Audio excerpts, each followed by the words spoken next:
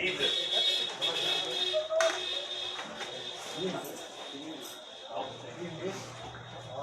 A gente iniciou ontem uma exposição em 2 Coríntios, capítulo 5, versículo 17. E o intuito do nosso estudo desde ontem, o título que temos foi o Novo Nascimento e as suas evidências, ou as evidências do Novo Nascimento.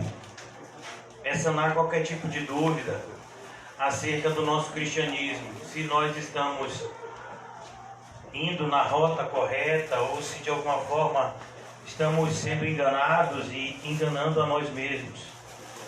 E vimos ontem e vamos ver hoje também as marcas do novo nascimento, as evidências. Eu tinha selecionado 11, mas eu acabei colocando mais uma, talvez surjam outras, 12 marcas que vão de alguma forma delimitar a nossa maneira de pensar acerca de nós mesmos, para que nós não nos vejamos debaixo de um auto-engano. O intuito desse estudo, de maneira muito séria, é evitar qualquer tipo de decepção naquele grande dia em que estaremos diante de Jesus. O momento de nós corrigirmos a nossa rota é agora. Nós estamos diante do momento de nos arrepender, de rever as nossas atitudes, palavras, ações, pensamentos. Estamos vivendo um momento em que temos a oportunidade, de alguma forma, de corrigir tudo aquilo que está indo na direção errada. Mas chegará um momento em que não teremos mais tempo para isso. Então, ontem nós falamos a respeito de 2 marcas.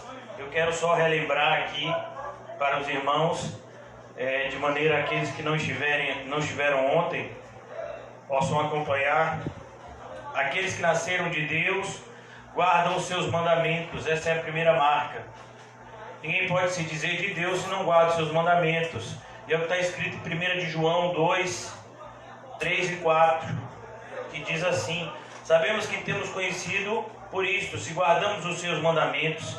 Aquele que diz eu conheço e não guarda os seus mandamentos é mentiroso e nele não está a verdade. Então, mais direto que isso impossível.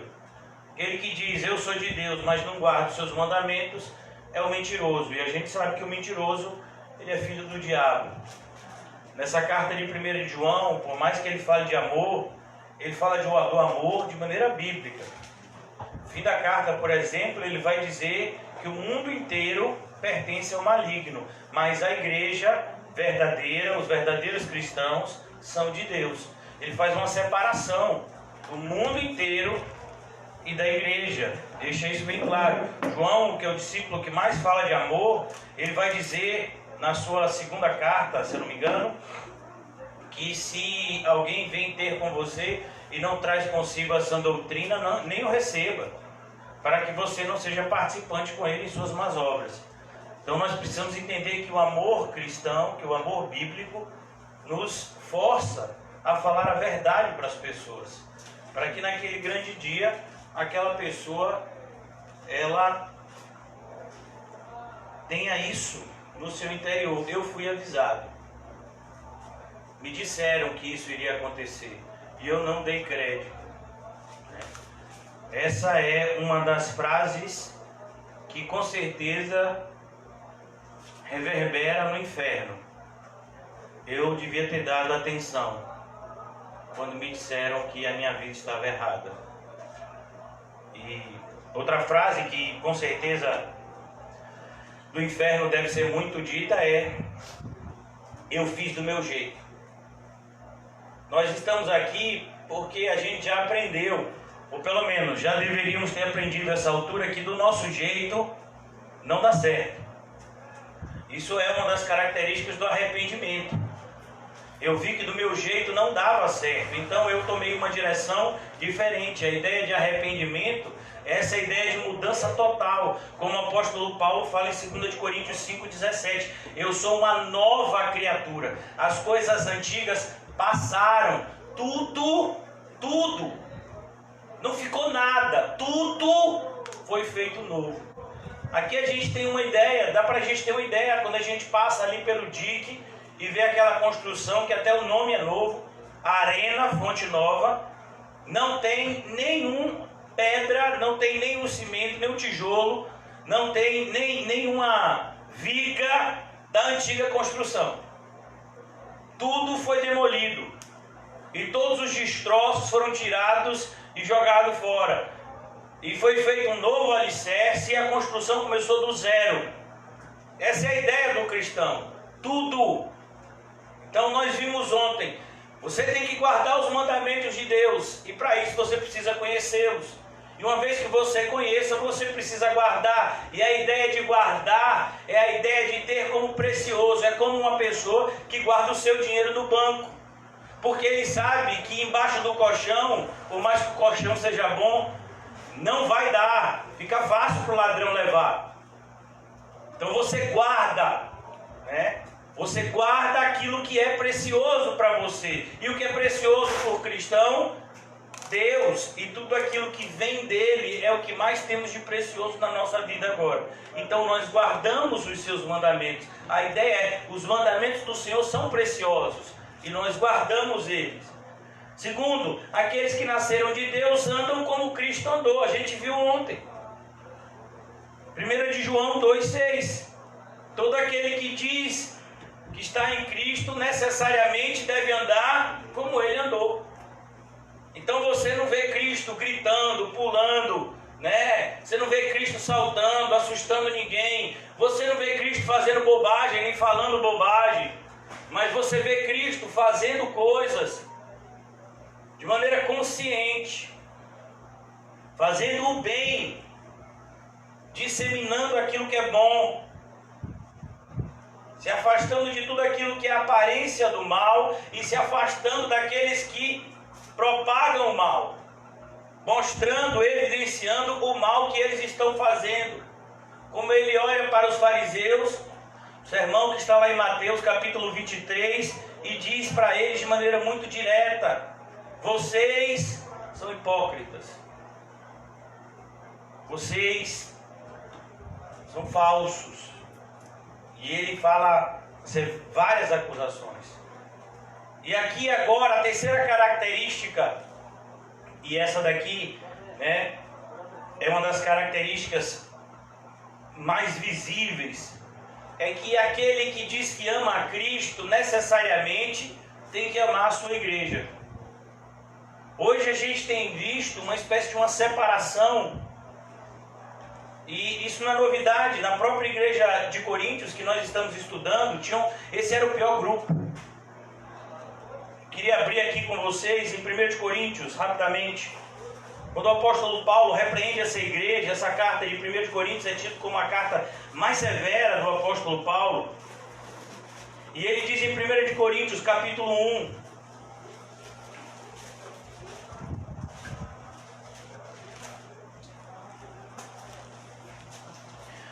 a partir do versículo 10: rogo-vos, irmãos, pelo nome do nosso Senhor Jesus Cristo, que faleis todos da mesma coisa. Que coisa é que a gente tem que falar, irmãos? Cristo e este crucificado. É isso que é importante para nós. Seguir as pegadas de Jesus, refletir sobre a vida de Jesus, se desvincular cada vez mais desse mundo, nos vinculando às coisas que são do alto.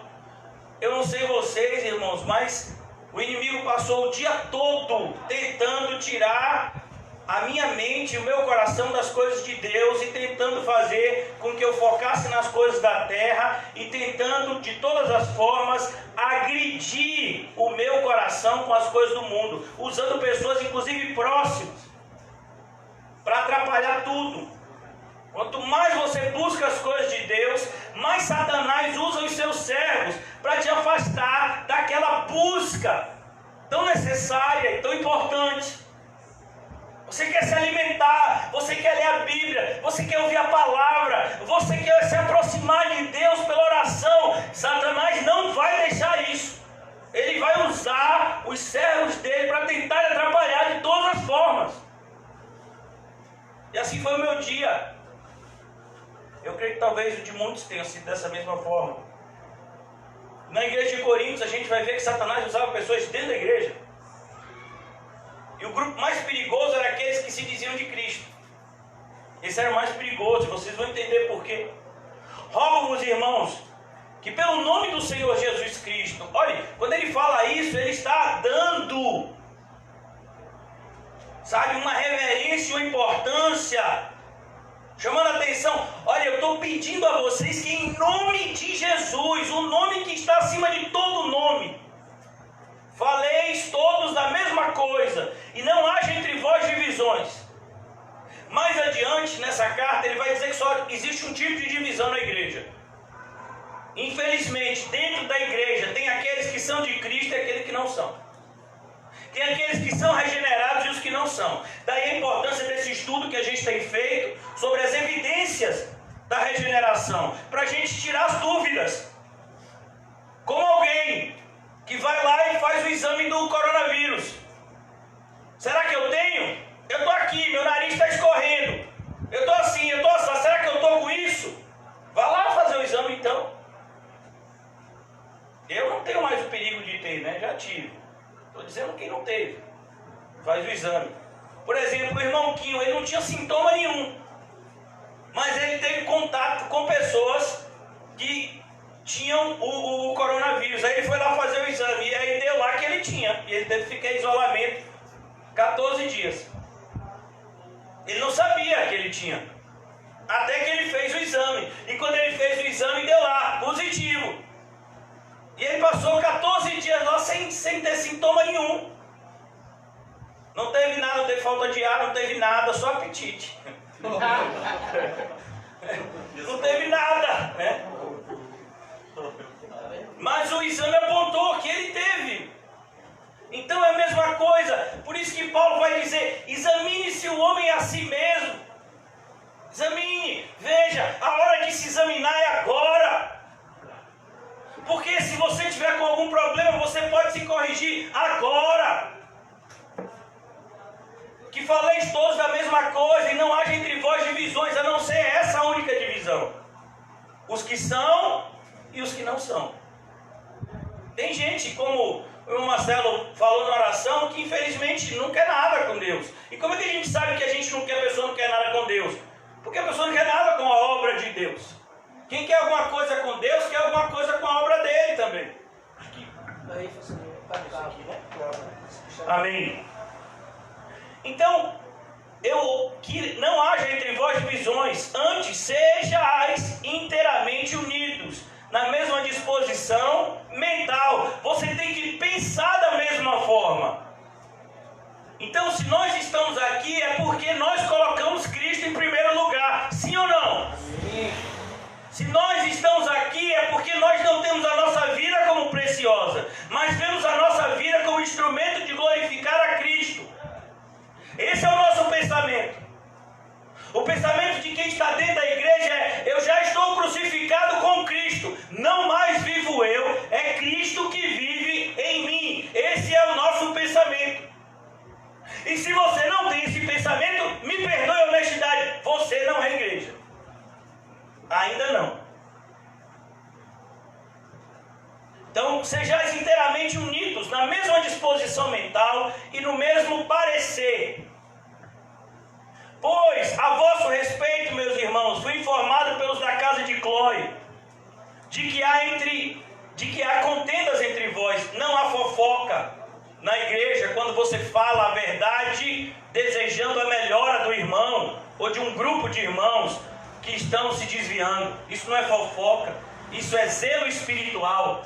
Pastor, tem um pessoal que está pensando dessa forma, está indo nessa direção. Isso não é fofoca, isso é zelo espiritual. Para a gente primeiro orar e depois ir lá conversar. Vem cá, meus irmãos, por que vocês estão pensando dessa forma?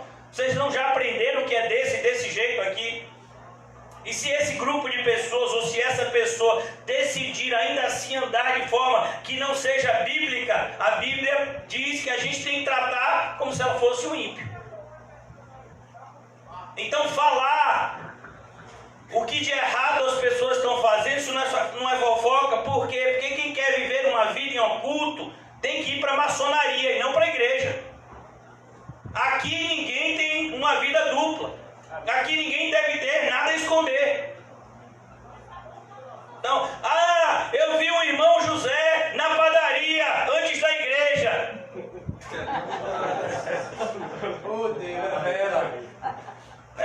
Eu não vi não, irmãos. Aí a pessoa chega e diz, pra isso que fofoca, não deixa o irmão em paz. Oxe, José tem uma coisa a esconder? Ele estava lá na padaria evangelizando as pessoas.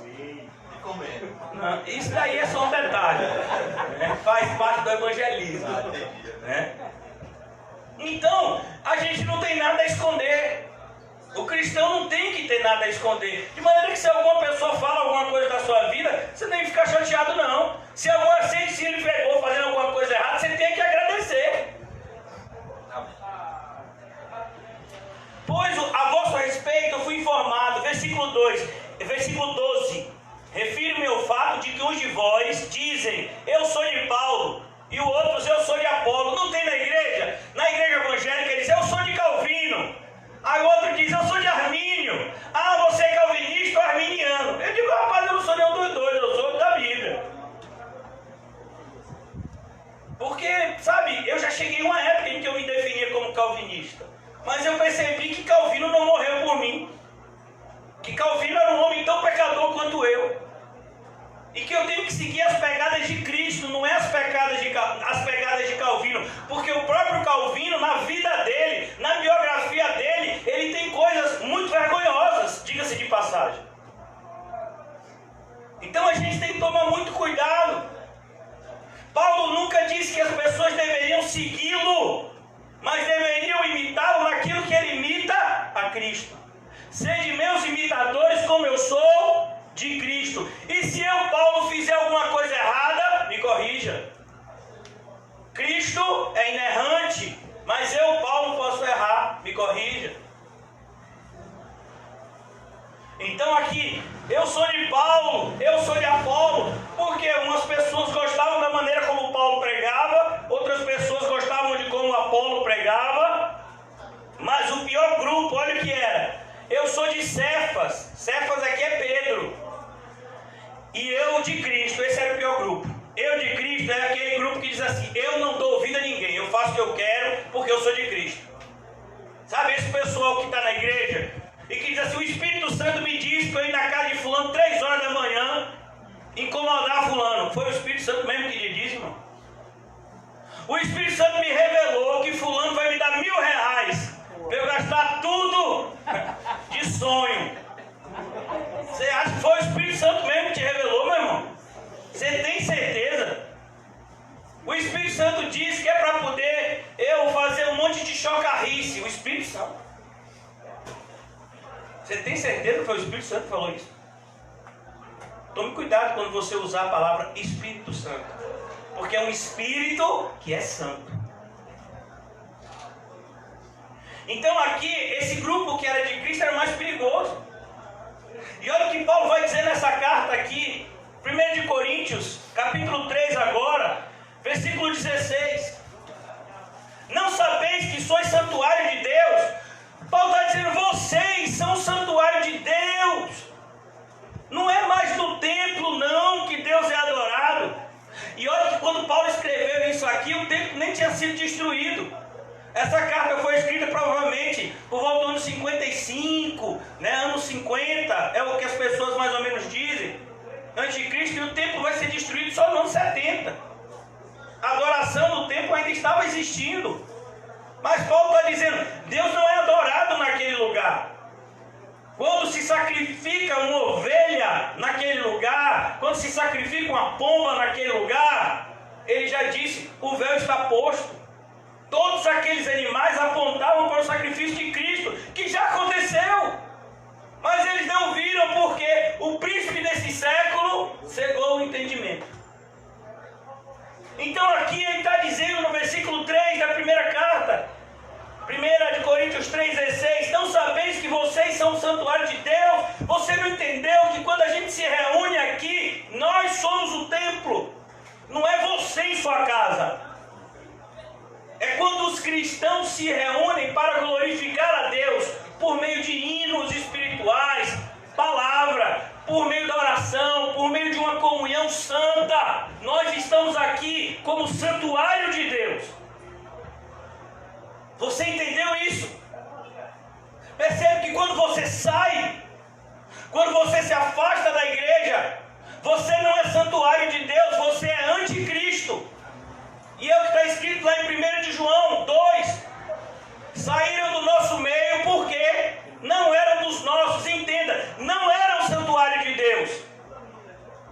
Tinham aparência, mas não eram. Quem é regenerado não consegue ficar longe da igreja. Ele ama a igreja, porque a igreja é o corpo de Cristo. Como eu posso amar o cabeça se eu não amo o corpo? Eles estão ligados. Vocês são o santuário de Deus, e que o Espírito de Deus habita em vós, plural. O Espírito Santo de Deus está no meio, conduzindo toda a reunião que é feita por Ele, para Ele, em nome dEle, para a glória dEle. E aqui ele diz algo muito severo agora no versículo 17. Um alerta para algumas pessoas.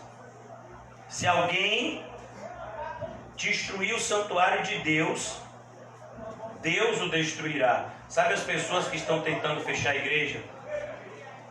As pessoas que dizem, vamos ficar em casa, vamos acompanhar de maneira virtual. Sabe, essas pessoas, Deus vai destruir elas.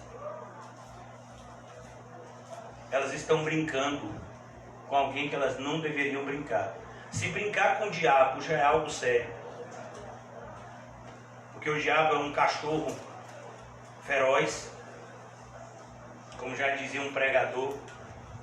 É um cachorro que ele fere, ele é forte, mas ele está na coleira de Deus. Se brincar com o diabo já é perigoso, imagine brincar com Deus. A Bíblia vai dizer em Gálatas 6, com Deus não se brinca. Então, se você não quer vir para a igreja, se você quer se desviar, cuidado para você não desviar outros. Porque Deus vai cobrar essa sua atitude de maneira extremamente severa. Se alguém destruir o santuário de Deus, Deus o destruirá. Se alguém tocar na noiva de Cristo, ela vai sofrer, essa pessoa vai sofrer a ira do Cordeiro, que está escrito lá em Apocalipse. Tem pessoas que não leem o livro do Apocalipse porque ficam com medo. Elas deviam ler, para que o temor de fato impedisse elas de viver a vida que estão vivendo. Deus o destruirá. Deus, não é o diabo, é Deus o destruirá. Porque o santuário de Deus, que sois vós, plural, não é de maneira individual. Você não é o santuário de Deus quando você está sozinho. Você é o santuário de Deus quando você está conectado com o corpo de Cristo. Por isso que Cristo fundou a sua igreja e disse: as portas do inferno não prevalecerão contra a minha igreja. Por isso que ele separou os seus apóstolos e disse: discipulem. Por isso que o apóstolo Paulo escreve a Tito e diz: olha, eu te deixei em Creta para que ponhas em ordem a casa de Deus. Por isso que Paulo escreve a Timóteo e diz: olha, eu digo essas coisas para que você saiba como se deve proceder na casa de Deus. E a gente lê que o zelo pela casa de Deus consumiu a Cristo. Porque o santuário de Deus que sois vós é sagrado. Você entendeu isso? Você entende agora o que é ser igreja? Como o irmão Marcelo orou aqui no começo. Você entende que quando você faz algo em nome de Jesus, isso é maravilhoso, mas ao mesmo tempo isso é muito sério. Porque você está fazendo algo em nome dele. Como se fosse ele. Então, irmãos, a gente tem que tomar muito cuidado. A igreja é a noiva de Cristo, jamais se esqueça disso. E por que tantas pessoas se levantam contra a igreja histórica, contra a reunião dos crentes de maneira organizada e ordenada, como está escrito nessa mesma carta? Tem que ter ordem e decência, tem que ter liderança, tem que ter organização. Porque as pessoas se levantam contra isso e querem viver o cristianismo ao seu modo. 1 de João 2,19, vamos lá. Aqueles que puderem, quem não puder só ouça. 1 de João 2,19. Glória a Deus. Essa sessão começa no versículo 18 e vai até o versículo 26. E João está falando dos anticristos. Existe o anticristo, uma pessoa, assim como em Jesus convergiu toda a bondade de Deus, existirá uma pessoa que terá nela toda a maldade de Satanás. Esse será o anticristo. Mas o anticristo, ele tem seguidores, que são os anticristos. Então todo aquele que não segue a Cristo, ele está seguindo quem? O anticristo. Então ele diz aqui no versículo 19: eles saíram do nosso meio. Quem foi que saiu do nosso meio? Os anticristos. Eles estiveram na igreja, mas eles perceberam que aquilo que a igreja propunha para eles não era o que lhes agradava, que eles preferiam a oferta do outro. Quem é o outro? O anticristo. Na igreja nós propagamos a mensagem de Cristo, e a oferta, o convite de Cristo é: entrai pela porta estreita, andai pelo caminho apertado. O convite de Cristo é: se alguém deseja me seguir, negue-se a si mesmo, tome a sua cruz e siga-me. Esse é o convite de Cristo. Qual é o convite de Satanás? Dobre o seu joelho aí para mim de maneira religiosa e eu te dou tudo o que você quiser. Onde é que está isso? Mateus 4, Lucas 4. Foi a proposta que Satanás fez a Jesus. Basta você ter uma atitude religiosa contra a Deus e Satanás satisfaz as suas pretensões, os seus desejos, como um gênio da lâmpada. Eles saíram do nosso meio. Que coisa assustadora. As pessoas que mais fazem mal à igreja saíram do meio delas.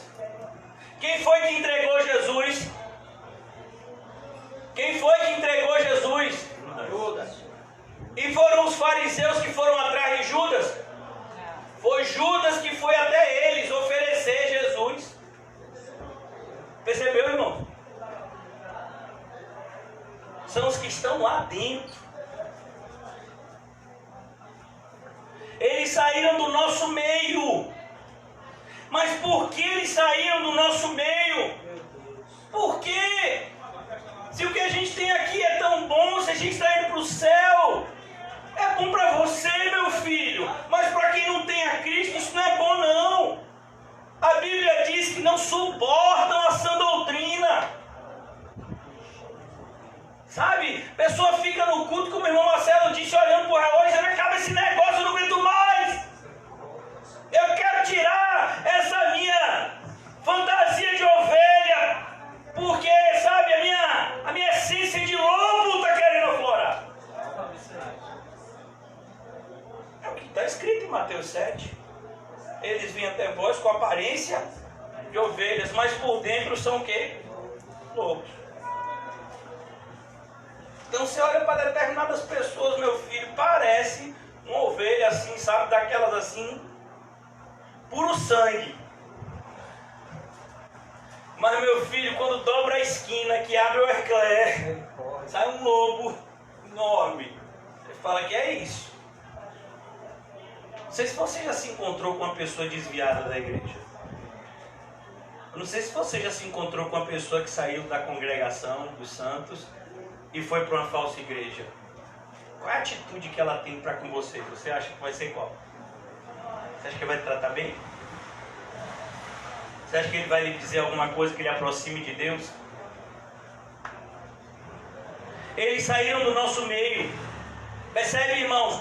O relacionamento que você tem com a igreja de Cristo vai dizer sobre o relacionamento que você tem com Cristo. Eu vou repetir isso algumas vezes. Cristo e a sua igreja são inseparáveis. Eles saíram do nosso meio, entretanto não eram dos nossos. Eles não eram regenerados. Percebeu a necessidade de você saber se você é regenerado ou não? Se quem você anda tem as evidências da regeneração ou não? Deixe marcado aqui, 1 de João 2, a gente vai voltar para esse texto daqui a pouco, mas antes eu queria abrir com vocês, em 1 de Coríntios, a mesma carta que nós estávamos agora com ela, só mais uns capítulos adiante. 1 de Coríntios, capítulo 5.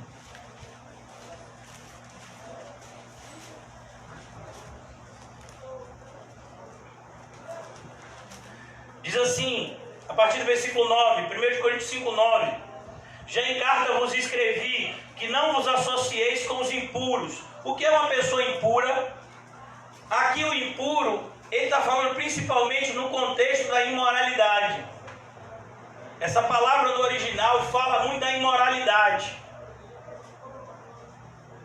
Refiro-me com isso não propriamente aos impuros deste mundo. Ou seja, eu não estou falando com as pessoas que estão fora da igreja.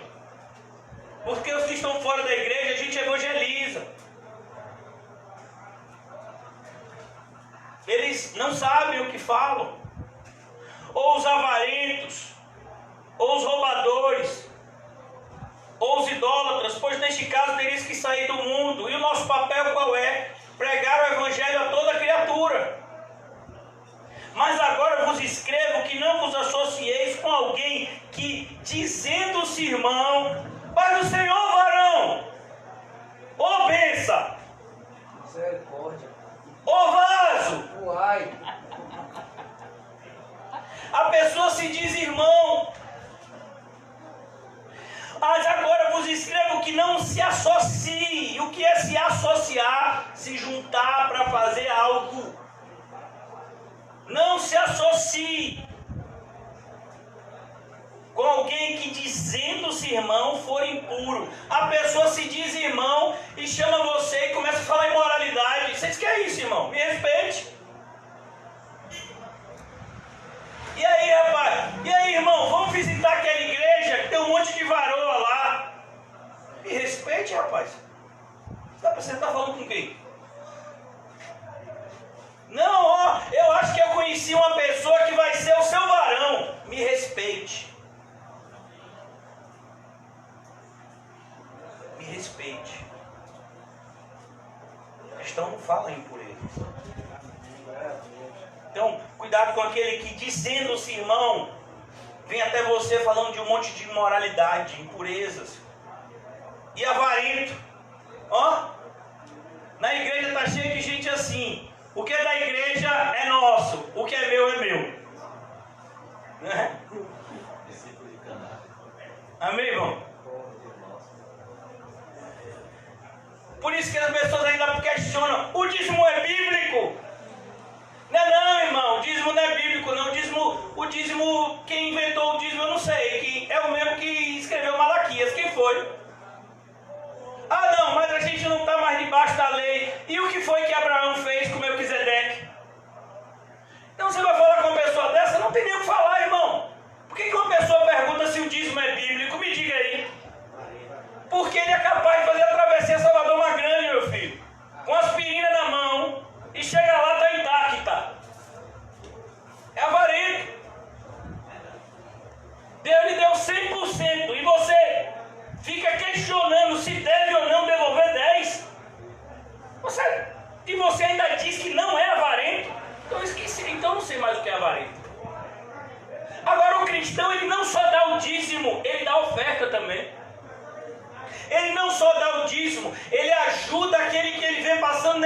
cidade.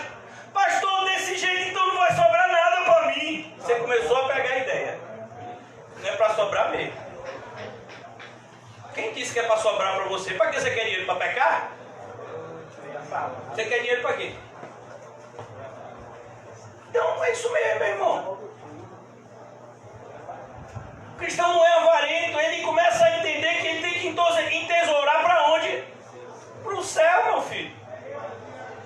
Se ele vai usar todos os recursos dele para o quê? Para fazer de tudo para com todos, para se possível. E como é que você vai levar o evangelho fora da igreja? Pode? Fora da igreja? O próprio Paulo era missionário. Quando ele ia nas suas missões, ele voltava e prestava satisfação à igreja das missões que ele havia feito. Leia o livro de Atos, antes de sair por aí falando bobagem. Então aqui ele está dizendo, cuidado com aquele que se diz irmão e é avarento. Essa pessoa está tentando destruir a igreja. O que tem de gente no meio da igreja que se levanta. Eu não gosto quando o pastor fala de dinheiro, porque assim, o dinheiro é de cada um, a lei foi abolida. E que negócio de lei foi abolida? Você nunca leu, não? Foi o que Jesus falou? Eu não vim abrogar a lei, eu vim cumpri-la. Quem está dizendo para você que a lei foi abolida? A lei foi cumprida em Cristo. Isso não significa que a lei não seja um referencial para nós. O fato de nós não conseguirmos cumprir cabalmente a lei não significa que a gente não tenha que tentar cumpri-la. O cristão vive tentando cumprir tudo aquilo que está prescrito na lei, e quando ele não consegue, ele se arrepende e confia nos méritos de Cristo. Isso é um cristão. Por isso que o cristão se cansa, se afadiga, lutando para viver uma vida santa, não confortável com a graça. A graça não traz conforto, irmãos. A graça é a motivação para a gente abraçar os sofrimentos de Cristo. Por isso que quando eu vejo esses cristãos vivendo aí numa espécie de lua de mel, tudo perfeito, eu digo, meu Deus, tem alguma coisa errada. Porque na Bíblia eu não vejo isso. Na Bíblia eu vejo que para o cristão é tudo difícil. É uma luta. O próprio Paulo, imagine, para Paulo ser crente, ele tinha que esmurrar o próprio corpo. Você já imaginou, irmão? Aí vem uma pessoa e diz, não tenho problema nenhum em ser crente, para mim é super tranquilo. Como uma história, rapaz? O apóstolo Paulo tem uma dificuldade para ser cristão. Então quando a gente observa, cuidado. Não se envolva com quem se diz irmão e age dessa forma, ou é idólatra. Criou um próprio Deus, diferente do verdadeiro Deus. O verdadeiro Deus é o que está na Bíblia. De maneira que o Deus que tem sido criado e propagado hoje não está na Bíblia. Um Deus que é só amor e não é justiça, não é o Deus da Bíblia. Amém. Um Deus que criou o mundo e que não vai destruí-lo, não é o Deus da Bíblia. Porque o Deus da Bíblia vai destruir todas as coisas pelo fogo. Está escrito lá em 2 Pedro 3. Então essa ideia, ele criou. Sim, ele também vai destruir, você sabia disso? O Deus que dá vida e não mata, não é o Deus da Bíblia. Porque o Deus da Bíblia, ele dá e ele tira. Então hoje em dia você vê um monte de gente que criou seu próprio Deus. Cuidado, não se envolva com esses. Ou os maldizentes. Os maldizentes são aqueles que vivem inventando o mal, em vez de propagarem o bem. Ou o beberrão. Pessoas que são entregues a vícios, qualquer que seja. Não tem como você ser viciado em alguma coisa e ser cristão. A ideia aqui não é que você que está lutando contra o vício não é cristão. A ideia aqui é aquele que se entrega ao vício, aquele que não vê nenhum problema no vício. Essa pessoa não é crente, porque tem problema sim. E com esse tal, nem ainda com mais. Percebeu como é sério o relacionamento que você tem que ter com a igreja? Se você anda como cristão, se você diz que é cristão, você tem que ter compromisso de cristão. Se você tem um compromisso com o seu trabalho, que o máximo que vai te dar é um dinheiro no final do mês, se o patrão for honesto, você não acha que tem que ter compromisso com Deus que vai te dar a vida eterna? Pois é, as pessoas têm mais compromisso com o trabalho, com a casa. Eu vejo que tem gente que limpa a casa, sabe? Se vê um farelo no chão, limpa. Sim, e a sua alma que está imunda, você está limpando assim também? Pessoal que fica com o negócio de álcool em gel, e aí, como é que está a alma? Como é que está a consciência? Como é que estão os pensamentos? Como é que foi o dia? Então, o apóstolo Paulo nos ensina aqui: tome cuidado com aquilo que você está fazendo com a igreja. Deus te deu a igreja para cuidar. E se você não estiver cuidando corretamente dele, naquele grande dia você vai ter que prestar conta, como aquele que recebeu a dracma e escavou na terra e guardou ela. Eu não dei a dracma para você esconder, eu dei a dracma para você usar na igreja. Para você usar como igreja. Para você evangelizar, para você apoiar o seu irmão, para você ajudar o seu próximo. Foi para isso que eu te dei a dracma. Quando ele fala negociar, eu te dei isso para que você usasse isso para a minha glória, e você esconde. Então a gente tem que tomar muito cuidado, irmão. Muito cuidado. Eu quero ler com os irmãos Salmo 69. Esse salmo é um salmo messiânico, que aponta para Cristo. Esse salmo foi lembrado pelos discípulos no momento em que Jesus expulsou do templo aqueles que estavam comercializando lá. Olha o zelo com a casa de Deus. Eu fico triste que tem muitas pessoas que não têm zelo porque dizem que tem amor. Mas vem cá, irmão, o amor nos leva a ter zelo. Como é que você diz que você tem amor por alguém e você não zela pela vida da pessoa? Me diga aí. Então aqui no Salmo 69, versículo 9: pois o zelo da tua casa me consumiu. Irmão, se isso aconteceu com Jesus, pode ter certeza que vai acontecer com você. Sabe por quê? É muito mais fácil você limpar a sua casa 50 vezes do que você passar uma vassoura aqui na igreja. Porque aqui é igreja. É muito mais fácil. Você pega esse fio aqui, ó. Se você botar esse fio num bar, ele não dá um defeito. Se pegar esse fio aqui para fazer um pagode no fundo de quintal da sua casa, ele não dá um defeito. Mas se você botar para pregar, ele começa a dar defeito. É assim, irmão.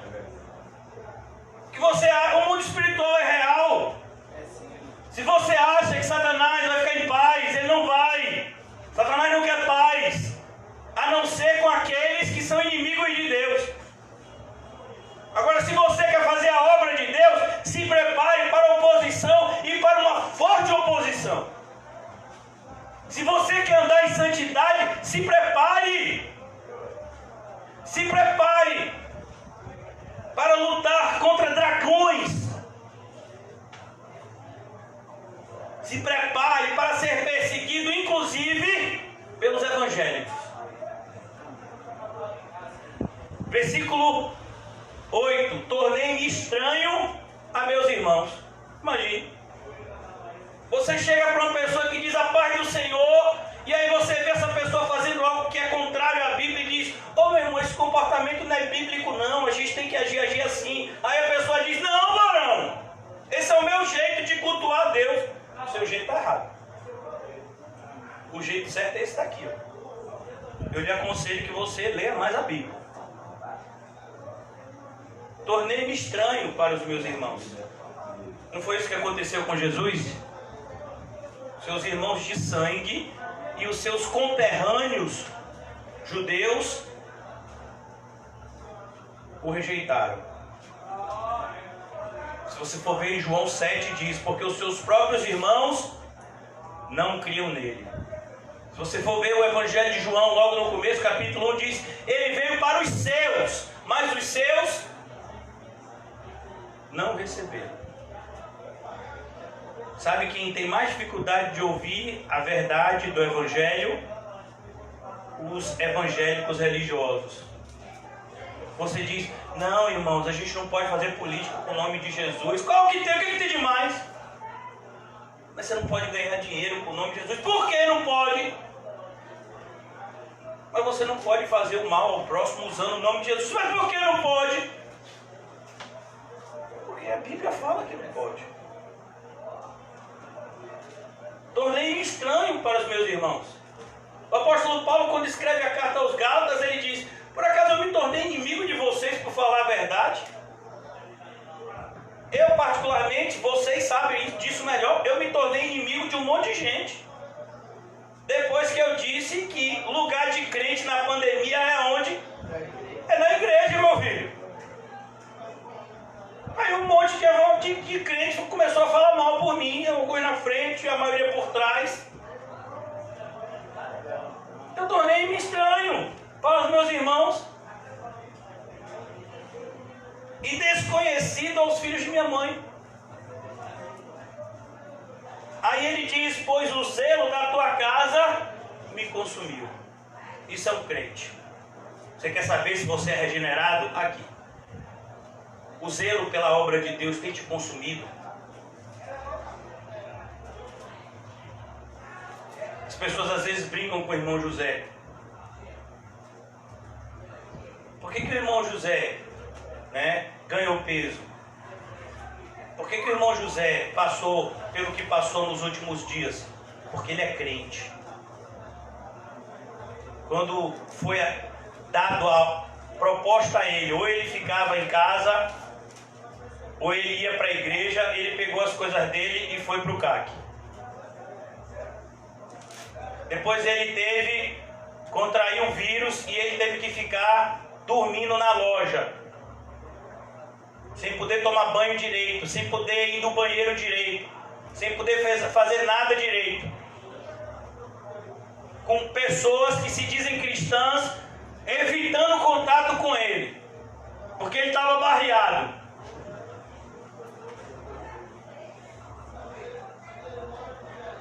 Aí você olha e diz: porque o irmão está assim, porque ele não está todo, bonito, e ele já é bonito, mas por que ele não está mais bonito? Porque o zelo da casa do Senhor tem consumido ele.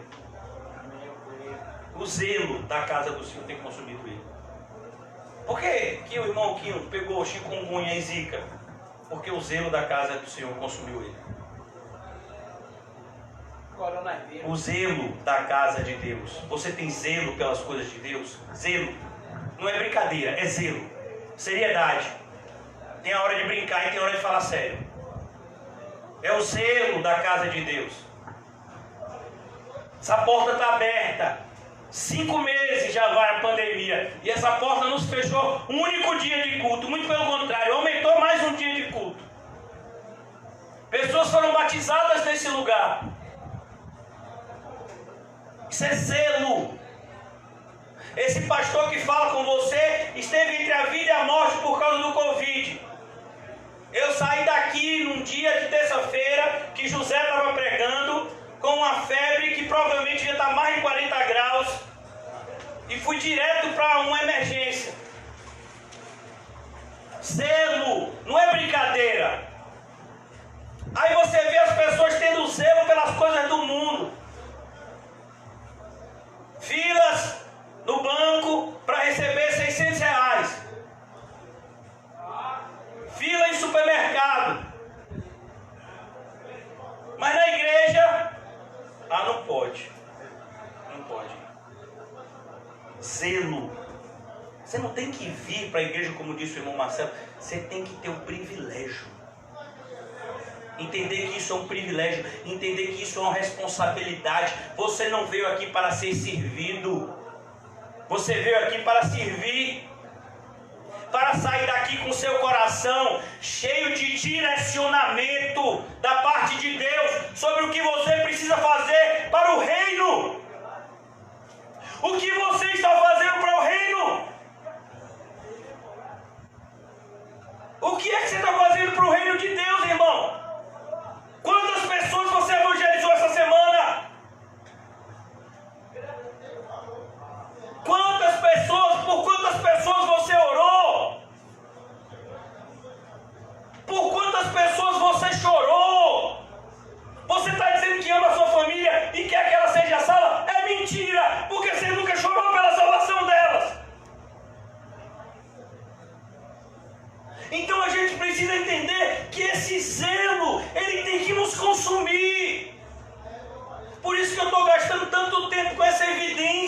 Porque essa evidência das que a gente vai falar aqui é a que tem mais sido negligenciada. A igreja tem sido tratada não como uma noiva, me perdoe até, sabe, a forte palavra que eu vou usar, mas a igreja tem sido tratada como uma prostituta. Pessoas que falam da igreja com desprezo. E aí que você vai lá para a sua igrejinha, Você vai ver, você vai continuar seguindo aquele pastor maluco, Se a pessoa soubesse quem está do lado e quem está aqui, meu irmão, essa pessoa não falava isso não, eu garanto. Essa pessoa está falando isso porque está cega, mas vai chegar um momento que ela vai enxergar. Todo olho verá e toda língua confessará, mas a maioria das pessoas vai ver e vai confessar no inferno. Aquele rico de Lucas 16, ele está vendo que Jesus é o Senhor. Jesus é o Senhor. Os demônios dizem Jesus é o Senhor. Mas e aí? Cadê a evidência que Ele é o Senhor da sua vida? Que Ele é o Senhor do universo, os demônios sabem. Eu quero saber se Ele é o Senhor da sua vida. Porque se Ele é o Senhor da sua vida, o zelo com a casa dEle. Zelo com a casa dEle. É um filme que fala a respeito de missionários que foram para a China, para aquela região do Oriente. E eles estavam numa ilha que tinha muita fome. E aquelas pessoas comiam aquelas formigas, sabe? Quando achavam aquelas formigas com algumas poucas frutas. Tinha muita fome nessa ilha. Estavam sofrendo muito por conta de uma perseguição ao cristianismo. E esses missionários chegam até lá. E aí eles percebem que só tem 2 pratos, eram 2 missionários, e que tinha toda uma tribo. Eles, vocês não vão comer? Sabe qual foi a resposta do pessoal? A gente vai comer quando vocês abrirem a boca.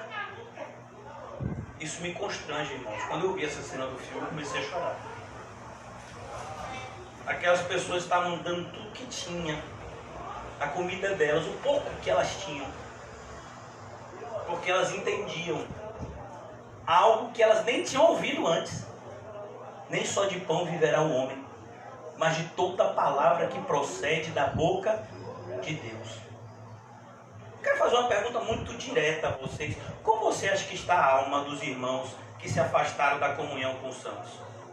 O que acontece com uma estaca que é tirada do braseiro, um pedaço de madeira que você tira da fogueira? O que vai acontecer com ele? O que vai acontecer com ele? Vai fazer o quê? E um pedaço de madeira que foi tirado 3 meses do braseiro, o que foi que aconteceu com ele?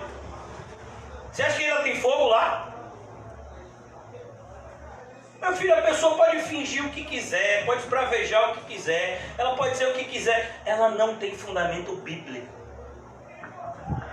Mas foi o governo que mandou, os apóstolos ficarem calados. Eles ficaram calados? Se eles tivessem ficado calados, meu filho, eu e você estava todo mundo indo para o inferno, porque o evangelho tinha chegado na gente. Ah não, mas se eu sair, eu sou grupo de risco. Pois é, eu também sou, eu sou crente. Satanás me odeia, eu sou grupo de risco. E eu sou 2 vezes mais grupo de risco que eu sou pastor. Aí pronto, agora empenou para mim. Prega a palavra, meu filho, é grupo de risco 2 vezes mais. Então não tem essa conversa, irmão. Não tem zelo, é ponto. Não tem zelo com as coisas de Deus. Você tem que enfrentar o mundo. É uma oportunidade que Deus está te dando para você provar o que importa. O que importa para você? É a sua mulher te tratar bem? Ou é a sua mulher entender que você é crente? Porque às vezes você vai ter que escolher. Você está achando que eu estou mentindo, ou que eu estou exagerando, ou que eu estou falando alguma coisa antibíblica?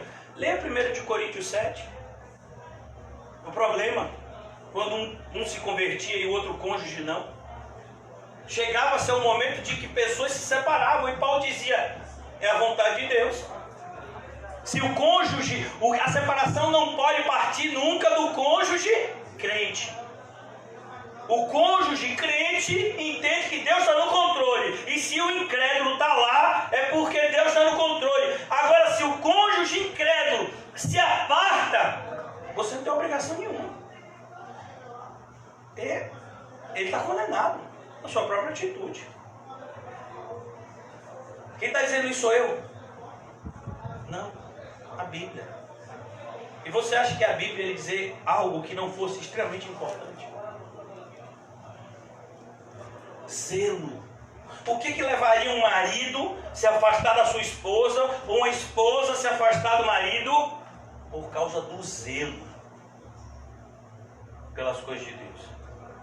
Imagine uma esposa perguntando para o marido: eu sou a pessoa que você mais ama no mundo, né? Aí o marido diz: era. Como assim era? Era antes de eu me converter. Agora a pessoa que eu mais amo no mundo é Jesus. Você está em segundo lugar. Aí a pessoa já não gosta. Ah, tudo agora é para a igreja. Tudo seu é da igreja. Tudo é para a igreja. Você já viu isso? Se você pegasse o seu dinheiro inteiro e gastasse com cerveja, ninguém falava nada. Mas se você pegar e for fiel no dízimo, varão. Olha, se você for desses que dá dinheiro para a igreja, eu vou cortar o seu salário, viu? Não dê risada não. Que nada. Bom trabalho para ficar dando de mão beijada para a igreja ficar rica. É mesmo? Qual é a igreja que é rica aqui? Você já viu como é? Zelo com a casa de Deus. Você tem? E o zelo não é algo assim que você é forçado. Não é algo que você sente prazer. Quando você é regenerado, você tem prazer. Jesus tem 12 anos de idade e ele está onde? Na casa de Deus. Maria e José perguntam: meu filho, o que foi isso, meu filho? Eu tinha que estar na casa de meu pai. Vocês não sabiam que eu estava na casa de meu pai? Você se sente assim? E as injúrias que te ultrajaram caem sobre mim. Tudo aquilo que as pessoas vão falar de Cristo, todo o ódio que o mundo tem de Cristo, vai cair sobre quem? Sobre a gente, meu filho.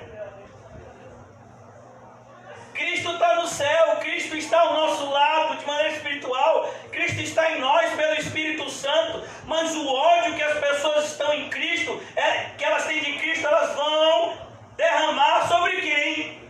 Sobre nós. Jesus falou isso em João: do mesmo jeito que odiaram a mim, odiarão a vocês. É por isso que o pessoal odeia, meu filho. É por isso que o pessoal se levanta e diz da cara: eu não gosto, quero saber, sai de perto de mim, não toque em mim, não fale comigo, você não quero nada com você. Por quê? Porque agora você é crente, meu filho, você tem o Espírito Santo. E aí as pessoas não vão querer mais. Aí a pergunta é: e aí? Tem gente que não aguenta. Tem gente que diz: é o segundo tipo de solo. Recebe a palavra com alegria. Mas quando a dificuldade chega, quando a rejeição vem, quando a perseguição vem, quando o evangelho começa a custar algo para a vida daquela pessoa, aquela semente que brotou logo morre, porque não tinha raiz. Quem disse isso? Jesus. Onde é que a gente se enraiza? Uma vez que a gente não pode ter raízes no mundo, porque o mundo vai ser destruído, amém? Então onde é que o crente cria raízes? Na igreja, que é o corpo de Cristo. É aqui, irmãos, que a gente se sente seguro. É aqui que estão os nossos verdadeiros irmãos e amigos. É aqui onde a gente recebe a palavra de conforto e consolo. É aqui onde nós oramos uns pelos outros e Deus ouve a nossa oração e responde. Então a gente precisa valorizar mais, se de fato somos cristãos. Se não, irmãos, Aí eu quero voltar, já quero concluir. Nessa noite não vou afadigar os irmãos. Já quero concluir no texto que eu disse para vocês deixarem marcado. Hoje a gente viu só um ponto, imagine, né? Nessa rapidez. 1 de João 2, 19. Eles saíram do nosso meio. Então, irmão, é isso aí. Eles saíram do nosso meio. Tem gente que sai da igreja por causa de um cachorro. Tem gente que sai da igreja por causa de um namorado. Ah, eu não vou lá para aquela igreja porque o pastor disse que eu não posso namorar. Eu gosto de namorar. Eu gosto de ficar trocando mensagenzinha, de ficar flertando. Ô meu filho, se você gosta disso, você tem que se arrepender. Você não namora não, meu filho. Você ora e pede para Deus enviar a tampa da panela. Se é que Ele não quer que você, né, viva uma vida para a glória dEle, juntamente com Ele. Aproveite o tempo que você não tem um cônjuge, ou filhos, ou família, e viva inteiramente ao Senhor. Mas esse negócio de crente namorar, onde foi que você já viu isso? Onde foi que você viu Jacó namorando com Raquel? Jacó pegou na mão de Raquel, levou ela para o cinema. Depois foi dar uma volta no jardim zoológico. Você viu isso na Bíblia? Então, por que está acontecendo isso na igreja hoje? Ah, pastor, porque os tempos mudaram. Os tempos não mudaram, não. A cegueira é que tem aumentado. Porque a maldade tem se multiplicado. E o amor para com Deus tem se esfriado. Está escrito em Mateus 24. Isso é um sermão profético de Jesus. A respeito daquilo que aconteceria antes da sua volta.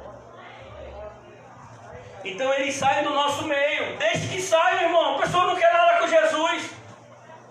A pessoa tem mais compromisso com seus bichos de estimação do que com a igreja. Você diz assim: vem cá, quanto é que você gasta com seu bichinho de estimação? R$1.000. E quanto é que você oferta na igreja? R$50. Pastor, o senhor está falando de dinheiro por quê? Só para mostrar a importância. E aí, quem você acha que é mais importante para essa pessoa? Me diga aí. O bichinho de estimação que você gasta R$1.000, ou quando você vem na igreja e dá R$50? Quem é mais importante? Para essa pessoa, quem é mais importante? O bicho. Mas a pessoa enxerga isso? Não. Se você for falar, ela ainda se ofende. Ah, você não sabe, você não está dentro de mim, você não pode me julgar. Eu não posso só, eu devo abrir os seus olhos. Porque essa é a minha responsabilidade. Se eu não fizer isso, eu serei cobrado. Quantas vezes o apóstolo Paulo diz: o sangue de vocês não está em minhas mãos. Eu tenho essa consciência tranquila de todo mundo que saiu da igreja. Todos vocês aqui, principalmente aqueles que estão com a gente há mais tempo, sabem. Quem saiu da igreja saiu por causa do quê? Da pregação. Foi ou não foi? Rapaz, aquilo que ele falou, estava certo? Estava, mas é o jeito que ele falou. Me ofendeu. Agora me diga uma coisa. Você está errado, meu filho. Quem tinha que estar ofendido era quem? Era a igreja. E você está errando e está aqui dentro. Mas a igreja está lhe perdoando, se você de fato se arrepender. Então quando a gente olha, diz: eles saíram do nosso meio. Quem foi? Os anticristos. Irmãos, você vê o que as pessoas que já estiveram no nosso meio falam e fazem, é assustador. É um negócio assim assustador, que se você falar, é capaz da pessoa não acreditar. É mesmo, fulano fez isso mesmo, fez. Fulano fez isso. Mas ele é crente, ele está congregando em outra igreja. Pois é, meu filho. E lá na igreja dele a pegada é essa. O pastor dele tem uma metralhadora em casa. Você imaginou, para que essa metralhadora? É para caçar bichos. Imagine, cuidado que o bicho pode ser você. É para caçar ovelha. Então olhe, cuidado, irmão.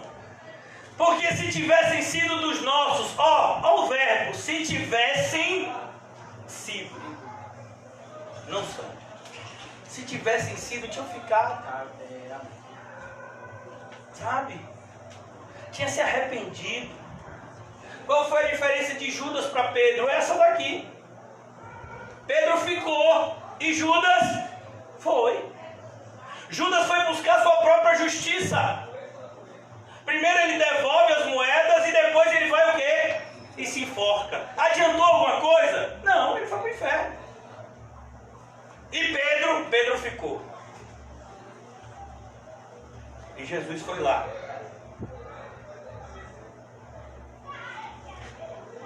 E ajudou Pedro no caminho de volta para casa. Essa é a diferença, irmãos. Os que ficam e os que vão. Por isso que eu tenho dito sempre para o irmão José, quando eu tenho uma oportunidade, uma vez que nós somos os que estamos, por enquanto, sendo mensageiros da palavra, até que o irmão João volte a pregar, ou então Deus envie outros. Então eu tenho falado para o irmão José que a gente tem que tomar muito cuidado em não estar dando pérolas aos porcos e nem as coisas santas aos cães, porque o chamado é ir por todo mundo e pregai o evangelho. Por que eu vou ficar insistindo para uma pessoa que a gente já falou 50 vezes? Existem pessoas que nunca ouviram o verdadeiro evangelho, que vão ouvir e vão crer. Não estou dizendo que você não convide as pessoas para vir para a igreja. Não, você tem vizinhos, sabe, são incrédulos. Eu estou falando de gente que já esteve na igreja, saiu. Gente que já experimentou e não deu valor. Isso é o porco. É aquele que olha para uma comida maravilhosa e para um lixo e acha que é a mesma coisa. E é capaz até de preferir o lixo. E o cachorro? O que é o cachorro? Porque você não deve dar as coisas santas aos cães. Porque eles vão te morder. Eles não te conhecem. Então a ideia aqui é para a gente tomar muito cuidado. Se tivessem sido dos nossos, teriam permanecido conosco. Por que não permaneceram conosco? Porque ainda não foram regenerados. Eu estou falando isso, eu sei que para quem está ouvindo, principalmente quem está ouvindo pela internet, pode parecer duro, mas essa é uma verdade, irmão. Se você se afastou da igreja por causa da pandemia, é porque você não é regenerado ainda. Talvez essa pregação te abra os olhos e você seja regenerado hoje. Mas até agora você não era. Porque, como a gente já leu, aquele que tentar salvar a sua vida vai perdê-la, isso é claro. O evangelho sempre vai custar algo para a gente e talvez nos custe a própria vida. Quantas pessoas morreram por conta do evangelho e do amor a Cristo? Quantas pessoas morreram? E tem gente que está deixando de ir para a igreja por quê? Porque eu tenho que pagar 2 ônibus.